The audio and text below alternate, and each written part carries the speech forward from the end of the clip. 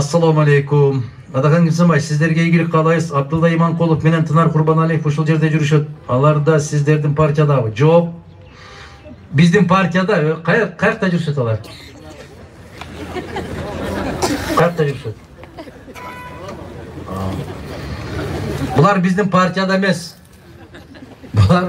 Булар биздин жүрөктө. Булардын жүрөгүндө биз. Булар мен ошо Абдулла Иманкулов экөөнү түшүнбөй калдым. Эмнеге ээрчип жүрөт түшүнбөй атам. Же бир нерсе үмүт кылышабы? Жок, чакырбайм. Чакырдың дегенче азыр балага калат. Азыр жаңы мыйзам боюнча же ошого атайын жүрүшө бир жерден илинип калып бир жазып берсе экен деп. Азыр жаңы мыйзам боюнча концерт койгонго, башка болгонго эч кандай укук жок. Бул нукра биздин бүтүн Кыргызстандын шайлоосу болуп атат. Биз ушундай кылат элек го, туурабы? Мына ошол Каракулжага барсак, ушул жерде Абдулла Иманкулов отурат, сөз бересизби дегенден ошол жерде да берген жокмун.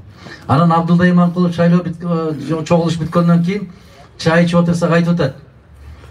Эмне кылып жүрөсүз бул жакта десем, элдин арасында жалаң бүтүн Кыргызстан деген сөздү угуп, мен да ушуга жетишип калайын деп ушул жерге жетип келдим дейт. Эртең кокус эсиңизде мен да сизди колдоп жүргөнмүн дегенге жеңил болуп калсын дейт. Мына ушундай деп айтты. Мына Абдулла Иманкулов жердеби? Бияктабы? Айтат өзү ишенбесе. Ушундай эртерээк аракет кылып калганга аракет кылып атабыз дейт. Рахмат. Мына ошол Тынар иним же бир жакшылыгы болуп, ошол жакшылыгы менен бөлүшөйүн деп отурган болсо, ошол азаматтар ошол жерде. Булар жакшылыктын жарчылары. Бирок соңку кезде банкрот болушту булар. Эмнеге? Себеп бүтүн да артисттер ак үйгө кирип кетти да, булар көчөдө калды. Азыр булардын концертине караганда ошону олорду жакшыраак көрөт. Тынар ушул жашка келип Абдулла Иманкулов экөө букадан сүт алганын көрүшпөптүр булар. Колдорунан келбейт. Раматылык Рахман Разыков не деген керемет сөздөрдү жазды. Мына былтыр биздин курамыбызда бараткан ал киши жок азыр. Баарыбыз убактылуу экенбиз го. Көз ачып жумганча. Рахман Разыковдун калеминен не деген керемет сөздөр таанды калат. Туура, ырлар. Ушул жерге келип былтыр ырын да окуп бердилер. Былтыр шайлоодо ушул жерде турду эле. Быйыл жок. Өкүнүчтүү. Мына караңыздарчы. Ошо киши, мына Тынар Курбаналиев, жаштар ушул бүтүн чыгармачыл инсандар, биздин бүтүн Кыргызстан партиясы. Мына ушул куудулдар коому. Бирөөлөр тоготпойт буларды. Мына ушулар 3 миллион сом кылып ошол ар бир күйгөн үйгө киргизип чыктык биз. Аны айткан жокпуз. Ага камера менен жүрүп алып дүйнөгө жар салган жокпуз. Ошондо Тынар мырза бир эненин үйүнө барып ошол үйүн ушул Тынар куруп берди. Ага чейин безилдеп аткан эненин үйүн буга деле жар салган жок. Азыр эле карап атасыздар, 4 бөтөлкө суу берип коюп бир жума кеттерден сайратат. Азыр сөздү кайра айтып атат. Кайра суранып атат. Абдулла Иманкулов менен Тынар Курбаналиев. Барбы, келгилечи. 6 жылдан бери концерт көрүп, дагы эле концерт көргүсү келип аткан. Келгиле. Конок болуп келишиптир. Мына ушул жерге келгенде билип атабыз биз. Келгиле.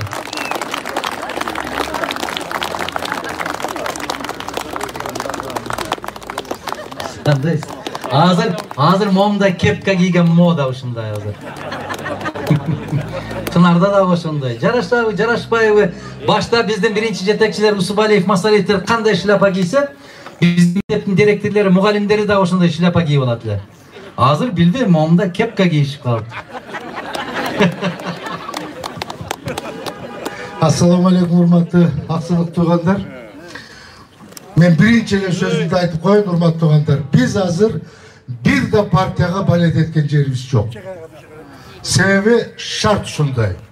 Бул 6-чакырыштын депутаттары ушу ичиңдегини айтканга дагы мүмкүнчүлүк бербей койгон кези. Мен азыр тет жакта машинанын ичинде отурат элем, балдар чука барып айтып калды, Атаган Кесенбаев сиз жөнүндө söz айтты dedi, қандай сөз айтқанын мен ұқпай қалдым. Не деп мақтадымы, шұбадымы білмеймін. Қарауылжаға қонақ алып қалсам, ушинтип елдің арасында тұратын едім, ушундай жолугушуу болуп аткан экен.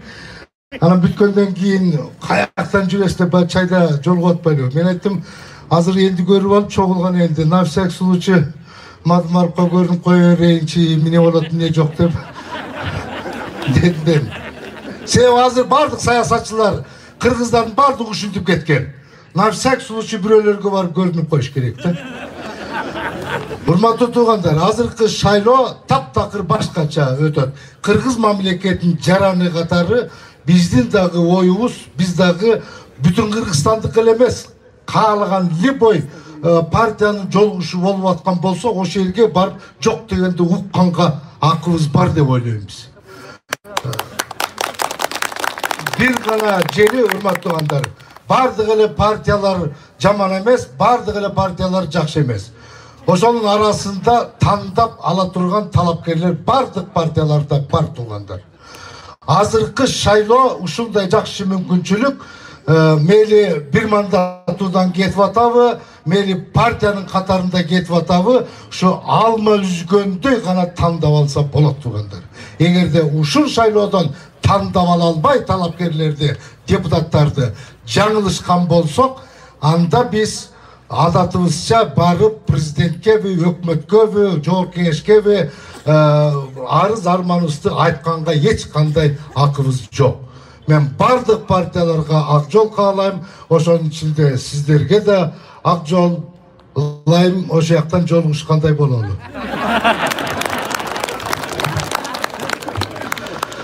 Ассаламу алейкум, урматтуу аксылык туугандар, урматтуу аталар, апалар, аксакалдар.